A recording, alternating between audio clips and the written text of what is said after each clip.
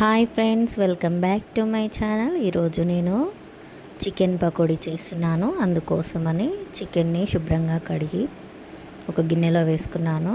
అందులో 1 table spoon అల్లం వెల్లుల్లి పేస్ట్, రుచికి సరిపడా ఉప్పు, 1 టీ స్పూన్ పసుపు, 1 టీ స్పూన్ ధనియాల powder, 1 teaspoon garam masala, 1.5 spoon కారం, ఒక 2 ఎగ్స్ కొట్టి పోసుకున్నాను.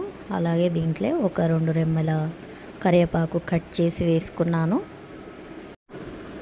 అలాగే కార్న్ఫ్లోర్, బియ్యం పిండి వేసుకొని మొత్తం ఒకసారి కలుపుకున్నాను. మొత్తం కలిపేసి ఒక హాఫ్ అన్ అవర్ పక్కన పెట్టుకున్నాను. తర్వాత ఒక బాండీ పెట్టి డీప్ ఫ్రైకి ఆయిల్ వేసుకొని ఆయిల్ హీట్ అయ్యాక ముందుగా కలిపి పెట్టిన చికెన్ని మళ్ళీ ఒకసారి కలుపుకోవాలి. కలుపుకొని ఆయిల్ హీట్ అయ్యాక ఆయిల్లో ఒక్కొక్క పీస్ వేసుకోవాలి.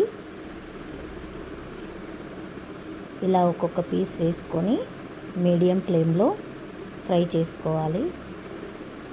ఇలా మీడియం ఫ్లేమ్లోనే ఫ్రై చేసుకుంటేనే చికెన్ బాగా ఉడుకుతుంది. చూడండి, కలర్ మారిపోయింది. చికెన్ పకోడీ వేగిపోయింది. తీసి పక్కన పెట్టుకుంటున్నాను.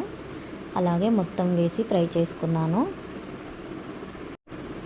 బయట నుండి తెచ్చుకొని తినడం కంటే ఇంట్లో ఇలా హెల్తీగా సింపుల్గా చేసుకోవచ్చు.